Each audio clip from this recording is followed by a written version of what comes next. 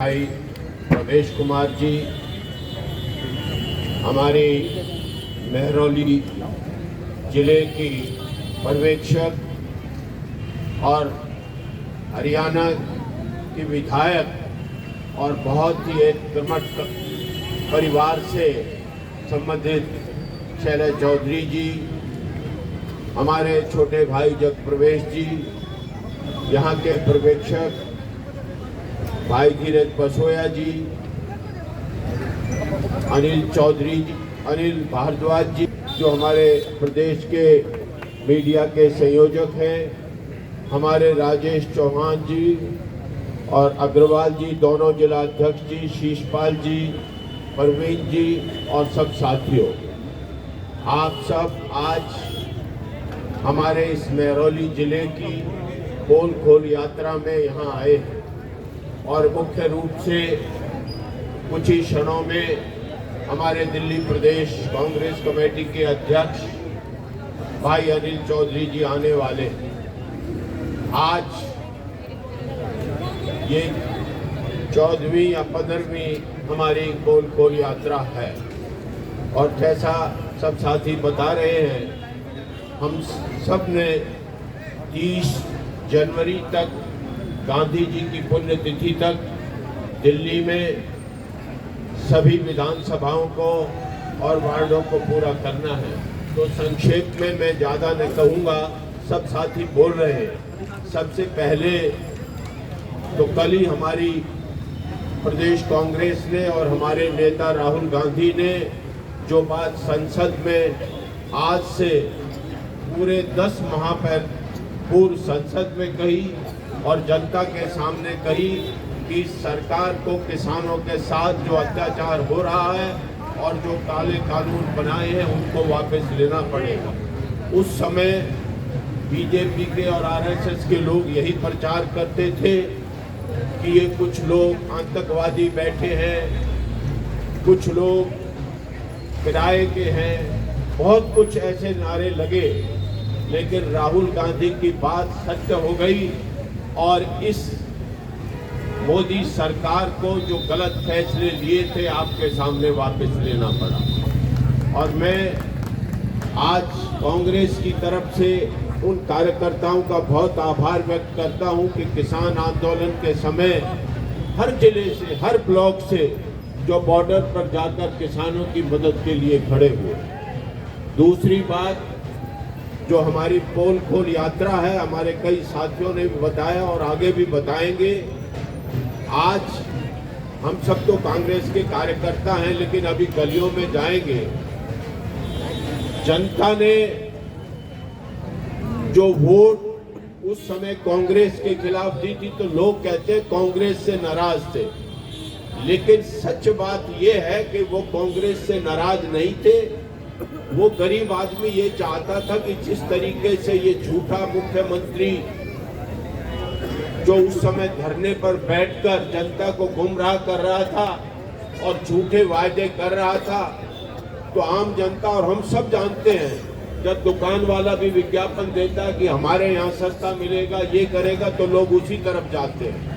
तो कुछ भी लोग जब कहते हैं कि कांग्रेस से बिल्कुल विरोध नहीं था जनता का, लेकिन उनको ये उम्मीद थी कि ये जो आप सरकार केजरीवाल के नेतृत्व में बना है ये शायद कुछ करेगी। लेकिन आज जैसे अभी शिवपाल जी भी बता रहे थे, पुष्पा जी भी बता रही थी, और जो आप सब भी जानते हैं, और खासकर संगम विहार और देवली के साथ विष्णु अग्रवाल जी यहाँ खड़े हैं, सबसे ज्यादा मार मैं इसलिए यहाँ कह रहा हूँ कि हरदीप पुरी ने और केजरीवाल ने संगम विहार से जुड़ती हुई पूरी कॉलोनियों को रिज डिक्लेयर कर रखा है। और उसमें हम प्रदेश कांग्रेस कमेटी की तरफ से भाई रमेश कुमार जी, विष्णु जी, अनिल चौधरी के नेतृत्व में हमने उसका रिप्रेजेंटेशन दिया है और हम आपको विश्वास दिलाते हैं कि आपको इसमें शंका नहीं होनी चाहिए। हम अगर जिस तरीके से किसान काले कानूनों का विरोध करके वापस लिया है, अगर संगम विहार से किसी एक व्यक्ति का भी मकान टूटा तो हम ईंट से ईंट बजा देंगे। जहां तक दूसरी सुविधाओं की बात है, पानी और बिजली की, आप जानते हैं रमेश कुमार जी जिस एरिया से सज्जन कुमार जी सांसद नरेले तक थे, आज मुफ्त बिजली और पानी की बात करते हैं। ये तो 100 यूनिट की करते हैं। हमारे समय में एक नया पैसा नहीं दिया जाता था, उनको मुफ्त दिया। दिल्ली में 45 हमने वो रीसेटलमेंट कॉलोनी जैसे मदनपुर और दक्षिणपुरी है, इस तरीके से मंगोलपुर आदि की 45 कॉलोनियां बनवाई और बहुत से ऐसे काम हैं और आगे भी करेंगे। लेकिन एक ही बात आज हम खोल में कहने आए हैं कि इनसे गुमराह होने की जरूरत नहीं है। बीजेपी से तो बहुत लोग नाराज हैं, लेकिन इस झूठे मुख्यमंत्री से जो वर्तमान में आज मैं भाई रमेश कुमार जी से और अपने जिलाध्यक्ष और जगत सबसे कह रहा हूँ, बीजेपी को तो लोग वोट नहीं देना चाहते, लेकिन इस आपके झूठे मुख्यमंत्री को जो रोज झूठ बोलता है। हम जिस एरिया से आते हैं 1000 एकड़ में गंदा पानी भरा पड़ा है ढांसा बांध पर, उसमें अगर 3 साल भी लगे तब भी उसकी सफाई नहीं हो सकती। और ये कह रहा है कि डुबकी लगाएंगे, तू जमुना में क्यों, ढांसा बंद पे जाके डूब के मर जा। इतना इसमें बदतमीजी करता है। मैं इसलिए आप लोगों को कहना चाहता हूँ, घर घर निकल जाओ। हम सब कांग्रेस कार्यकर्ता बैठे हैं, लेकिन जो लाखों जनता जा रही है, ये केवल और केवल भाषणों से नहीं, जिस तरीके से अनिल चौधरी के नेतृत्व में पोल में हम एमपी साहब एमएलए साहब घर घर जा रहे हैं, आप कार्यकर्ताओं को भी घर घर जाके ये बात समझानी पड़ेगी। और केवल बहुत कम समय रह गया है, आप भूल जाइए सब ग्रुपिज्म को। मैं आपसे अनुरोध करता हूँ, किसी की हमारे घरों में भी आपस में भाई भाई में कई बार लड़ाई होती रहती है, छोटे मतभेद होते रहते हैं, लेकिन कांग्रेस को आपको जिताना है तो आप सोनिया गांधी, राहुल गांधी और प्रियंका गांधी के अलावा इंदिरा गांधी को याद कीजिए। इंदिरा गांधी ने दिल्ली के अंदर जो कॉलोनी बताई थी, उस समय भी वो बहुत लोग विरोध करते थे, वो कहते थे कि ये क्या आ गई। इंदिरा गांधी ने कहा ये हवा और पानी किसी के बाप की नहीं है, ये गरीब आदमी की है, और वो दिल्ली में बसे थे।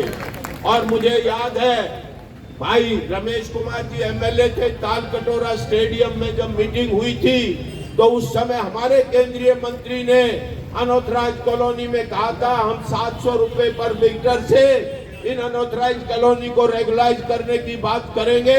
सज्जन कुमार जी ने अपने मंत्री के सामने जब छोड़ के कहा कि हम एक नया पैसा नहीं देंगे, लेकिन आपने अब बड़ा होकर हम बांटेंगे। इस हरदीपपुरी और मोदी सरकार ने और केजरीवाल ने साथ दिया है।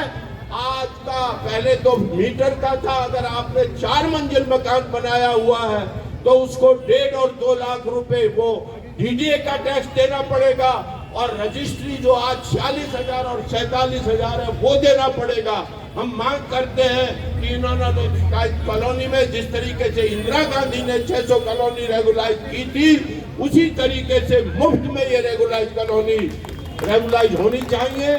और बातें हम और आप करते रहेंगे, हमारे बहुत साथी अपने विचार रखेंगे, लेकिन मेरी हाथ जोड़ के प्रार्थना है कि अब सब मतभेदों को भूल जाइए और आने वाले नगर निगम में आपकी यही एक बहुत बड़ी टेस्ट है कि हम सब मिलके आने वाले चुनाव में इस बार कांग्रेस को नगर निगम में सत्ता में लाएंगे। बहुत बहुत धन्यवाद। साथियों, ये जितने साथी हमारे पीछे खड़े हुए हैं या